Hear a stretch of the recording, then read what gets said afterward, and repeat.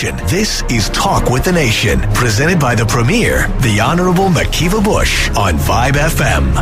Welcome back to Talk with the Nation here on Vibe 98.9. We're in our last half-hour stretch here, and we're talking about traffic changes, the changes to the traffic law that comes into effect this Friday. So you're talking less than 48 hours. With us in our studios, if you're just joining us, we have the acting superintendent, RCIPS Superintendent Angelique Howell, Mr. Tristan Hides, who's from the ministry responsible for these changes, as well as the director of the Department of Vehicle and Driver's Licensing, Mr. David Dixon. Ms. Angelique, let's talk a little bit about the ticketable offenses and fines, because that's where people are going to be hit in the pocket. And I think people out there really need to hear a little bit more about if they do something in breaking the traffic law, what they're going to have to pay. Well, Donna, I will talk about some of them that I believe are significant. Sure. And where the fines have gone up a bit. Mm-hmm. Obstructing or failing to give way to an emergency vehicle, that is now $150. Failing to give ample clearance to school vehicles, or overtaking such vehicles while it is engaged in setting down or picking up passengers, $150. Being the owner or person in control of a vehicle causing or permitting it to stand or lie on a road or footpath, $150. Using a vehicle whose tint fails to conform with the prescribed standard, $150. Using a mobile phone whilst operating a vehicle, $150. Failing to comply with signals or directions given by a police officer, that is $200. I believe I said $100 earlier. It is $200. Okay, so if you've hit a roadblock, for instance, and you're not complying with what the police officer is telling you, or they're at the schools and they're guiding traffic and you're not listening, $200, you could be fined. And not only can you be fined, but you can also be arrested for dangerous driving, depending on the day and what is happening on the road at that time. Okay. At that time, so people need to understand that as well. Okay. Parking a vehicle other than a taxi or a minibus in a taxi rank, $100. Mm-hmm. Parking or loading a vehicle where there are yellow lines painted, $100. And this one is really what people need to understand. Mm-hmm. Failing to make sure a child under 14 years is wearing a seat belt is $200. Now, that is very serious mm-hmm. because you oftentimes see people just driving leisurely with their children either in their laps or standing in the front seat or when in their laps while they are driving. Mm-hmm. I saw it just today. They need to know the danger that this poses. So that's $200. Okay. Failing to wear a seat belt, that is anybody over 14, that is $100.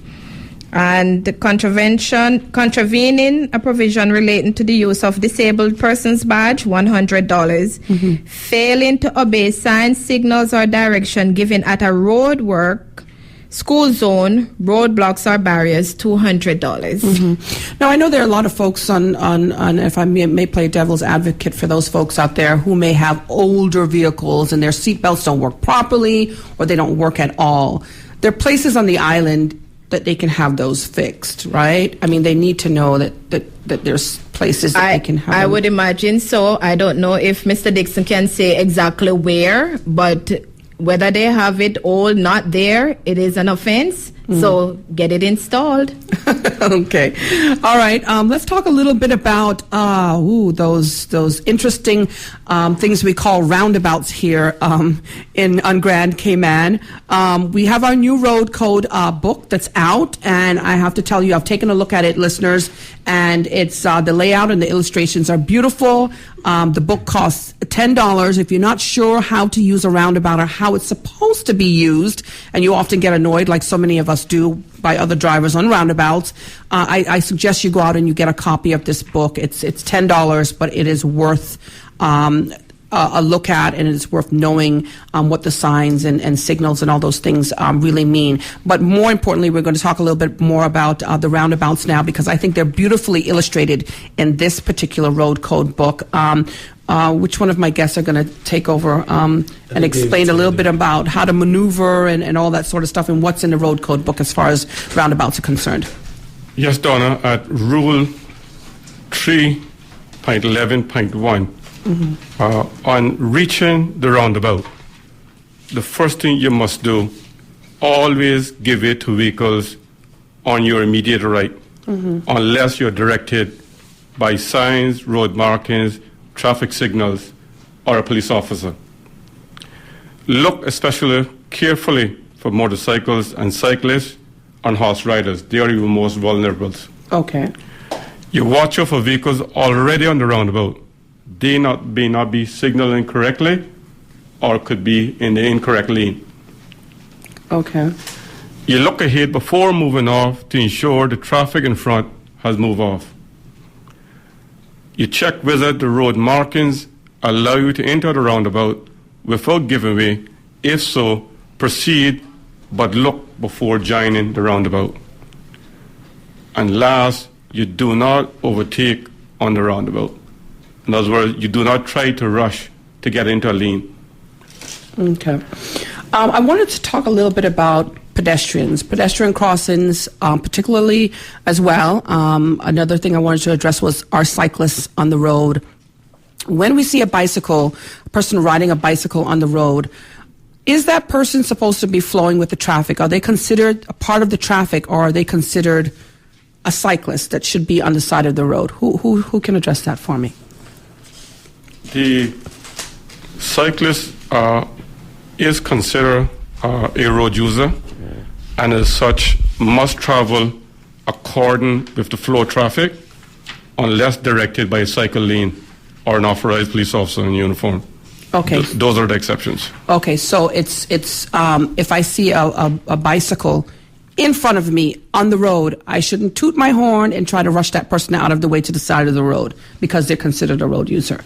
Exactly. They have as much rights to be there. I think that's interesting because I see something very different oftentimes with our cyclists on the roads, as we all know as well. Oftentimes, many people on the island actually go cycling in what we call groups.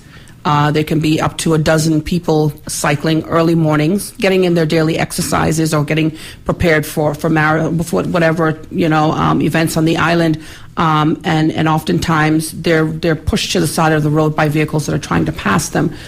But likewise, they have to be considerate of other drivers. Sure. I think that's the point I was trying to get to. While they are road users and considered to be a vehicle as well, that consideration is due to other drivers on the road. And yes, Donna, we would like to encourage all the cyclists to buy the road code. Part 12 or Rule 12 of the code actually caters to cyclists what they should and should not do on our roads. So the rule applies to them as well. Okay. All right. Angelique, I just wanted to go back to the RCIPS officers and the preparations and what have you that officers have been undertaking. You have your traffic department that is there with officers. But I just wanted to stress to folks out there that these laws are being taken seriously. These laws are being taken seriously, and it's important to know that we don't say traffic department, we have traffic officers. Right. All police officers are traffic officers. Okay. So all our police officers that are in uniform will be enforcing the traffic law. Okay. All right. And So we are prepared for that, yes. Okay, all right. We're going to take another quick break here on Talk with the Nation. We're going to be back in just a few minutes. Again, if you're listening in and you have any questions or comments for our guests who are in studio with us, please give us a call at 946-9898 with those comments or questions, and so that we can get them answered for you. All right, we'll be right back with Talk with the Nation here on Vibe 98.9. Talk with the Nation, presented by the Honorable McKeeva Bush, returns on Vibe FM. Welcome back to the show. If you're just tuning in, we're discussing changes to the traffic law, which comes into effect this Friday. That's in 2 days here in the Cayman Islands. That will affect you, our listeners out there, your family and friends. Everyone you know will be affected in some way by the changes. Let's talk a little bit. I think one of our show director here was telling us that somebody BBM'd him and wanted to find out from our guests a little bit more about the issue of new drivers. For instance, he has a teenage daughter, and he wanted to find out how he goes about making sure that she is well prepared, has all the materials that she needs. So who would like to address that? I will, Donna. All the driving material is available at our office on Crew Road, number 990, or they can visit our website at dvdl.gov.ky. Also, September of last year, DVDL entered into a collaboration with the Ministry of District Administration, Works, Lands and Agriculture, together with the Ministry of Education and our private partners, that's Saxon MG, Prestige Motors, and Seco Avis Rent-A-Car, and we launched the driver's aid into the schools. That program is working well. It consists of 2 phases: the theory or the classroom aspect of it, which is now concluded. It was of 4 weeks duration. We are now into the second phase, which is the practical, which is in-car driving instructions. 2 vehicles were donated by our private partners. They are in use. We run the program on a Saturday for those who have already gone through the theory aspect of it. We would like to say a big thank you to our ministries for their help in launching that particular initiative, and to the schools in particular. We intend to launch it as other schools as time go about, and also in Kemobrak as well. Okay, so to the father who wanted to find out more about how he could get his daughter prepared to become a driver on the roads of Cayman, that's some of the answers there to your question. Also, I think he wanted to find out about the cost of the road code book. It is $10 for anybody out there who may have a young driver and need to purchase that book. And again, go ahead, Mr. Dixon, sorry. Yeah, sorry, Donna. And I would like to say we have active driving instructors. They charge us on average $40 to $50 an hour. Right. What we've been seeing that the average student driver takes about anywhere between 20 to 25 hours to complete the basic driving. In other words, to fully qualify to pass the requirements of our testing. Wow. Okay. All right. And Donna, if I may add, the DVDL facility is very high tech. They've got all touchscreen testing monitors. So when you go up there to take your test, you're going to be faced with a proper examination room, not like back in the day when you and I did it. Right. But real state of the art facility, multiple choice, touchscreen. Okay. All right. Multiple choices are proven, research has proven that it's a simpler way of explaining things to people and them getting the correct answer. Angelique, you wanted to talk a little bit about your cell phone partners, banning partners. You want to address that?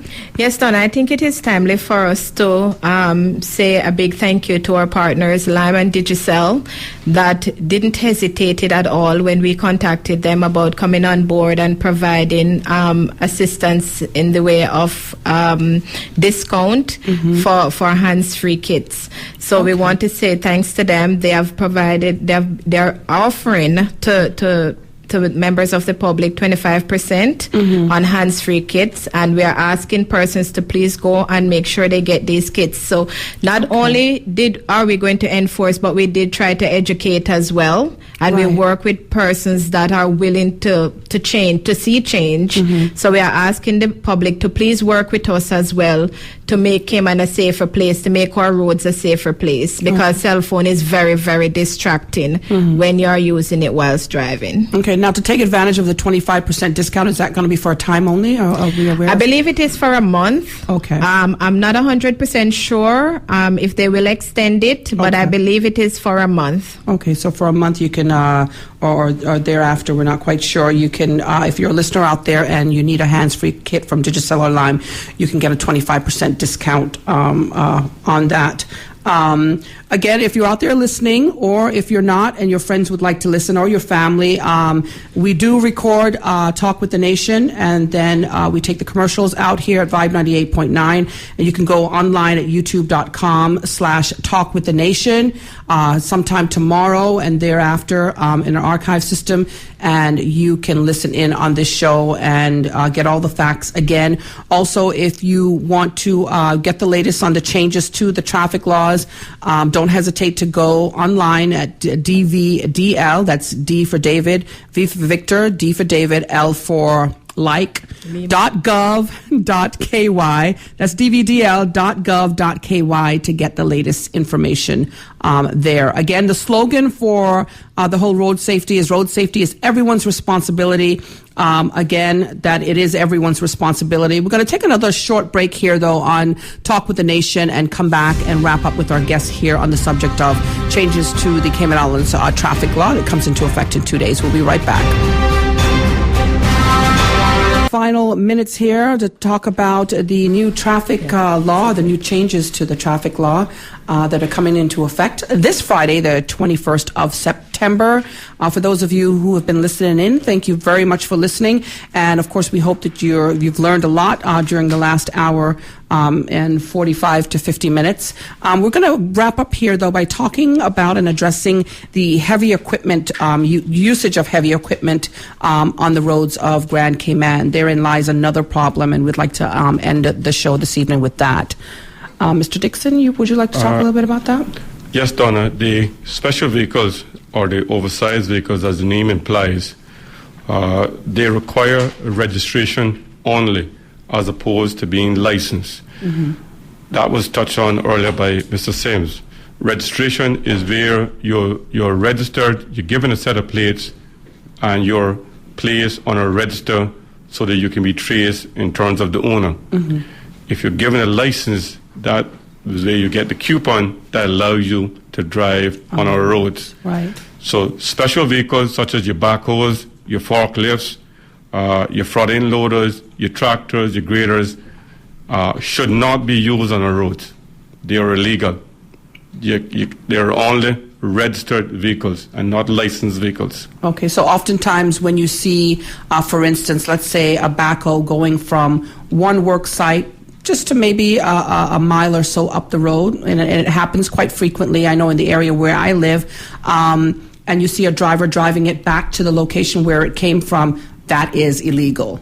Yes, ma'am, it is illegal, and the law allows for them to move it from point A to point B with a special permit issued by the Commissioner of Police, mm-hmm. and we prefer them to have the vehicle towed or trailered so as not to damage our roads. And Miss Angelique can touch on that, ma'am. Okay. Angelique? Miss Angelique can touch on a lot of things. As it relates to the special permit that is issued by the Commissioner of Police, however he's designated through the Traffic Management Office. Right. So persons who are requesting that permit, who need that permit, would need to go to the Traffic Management Office that is off Crew Road, mm-hmm. where they will get a copy of that special permit. Does that permit cost company owners or equipment owners anything? I've never seen anybody pay for the letter that we give them to be able to move their backhoes. And how long does a permission like that last? For instance, is it within a 6-month period or a one-time use? I think it's a one-time use, but I'm not 100% sure. Donna would have to check, but I believe it's a one-time use. Okay. All right. So as we wind down here, we have about 6 minutes left here on Talk with the Nation. Mr. Dixon, do you have any final words you'd like to say to folks out there who may be listening about the changes that are coming on Friday with the new traffic law? You're the head of the department that's going to be responsible for a lot of these, taking care of a lot of these increases and fines and so forth. And any final words to listeners out there? Yes, Donna, I'd just like to touch on two areas to cover what Ms. Angelique just said on the special permit. Okay. The permit without the police escort is $200, and the permit with a police escort per man hour is $100. Okay. All right, so that's in regards to your special vehicles and your oversized vehicles. The next aspect we would like to touch on, which is another topical area, is the licensing of boat trailers, and all trailers are now required to be registered, licensed, and insured under the traffic law and our regulations.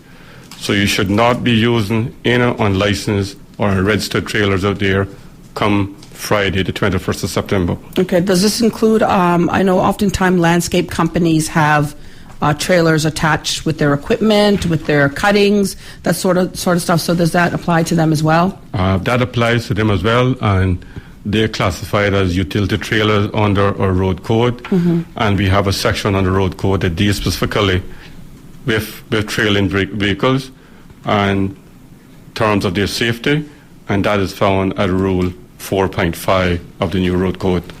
Okay. It's important, Donna, for people to know, though, that their license plate that is on their vehicle is not an extension for the trailer. The trailer is different. So you have your license plate, but then you have to have your trailer license plate as well. Okay. Do the trailers have to be inspected? Trailers have to be inspected, registered, licensed, and insured, and you must carry the logbook and the coupon in the vehicle if the vehicle is being towed. Okay. Well, certainly, I'd like to mention that, our police officers cannot be on the roads 24 hours a day in every spot on the island. So it's important for listeners out there to note and have due care that if you see some of these things happening, that it is okay to report these things that are taking place. And I'm sure that, if people are considered to be repeat offenders of breaking the law, that certainly the law will run its due course. Mr. Hides, any final words? Which we got a lot of representation for. And call out other important issues. The road code, we were very, the DVDL did an excellent job on that. Right. And from my minister, Donna Bush Conley, she really just wanted a law that could encompass everybody, and we can't. What's the little song say? We can't please everybody all the time. Right. But so we had to take it into account the broad public, and if you don't do that, you sort of have a domino effect on things, and you try to earmark something specifically for one segment or group of people. Sure. You end up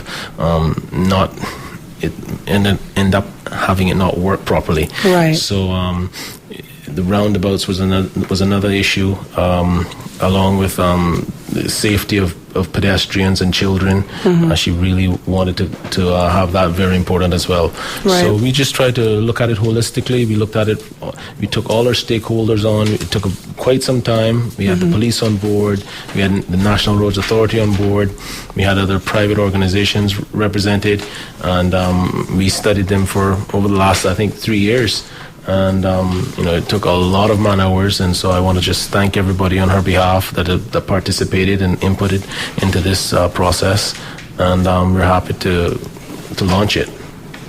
All right. Well, I want to just thank our guests for being here with us this evening to discuss the changes to the traffic law that are going to come into effect this Friday. That's the 21st. Again, if you're not sure about something or you have any questions, go online to the DVDL website. That's dvdl.gov.ky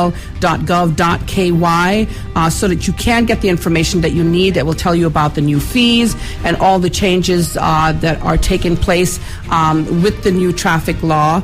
Again, it is a work in progress. There are some things that are going to be on a rolled out phase that you'll see rolled out within a few months. But these things are being worked out by the proper authorities. Again, expect to see police out in full force because they are going to be pushing and imposing these fines on you are motorists out there. If you break the law, you're going to have to pay. It's as simple as that. Again, we just want to thank you for joining us here on Talk with the Nation. Please do so again next Wednesday. Remember, you can give us a call at that time at 946-9898. And we'll be talking about another interesting topic. And of course, we expect you to join us. DJ Vaughn is up next here on Vibe 98.9. I'm Donna Bush. Until next week, take care. Join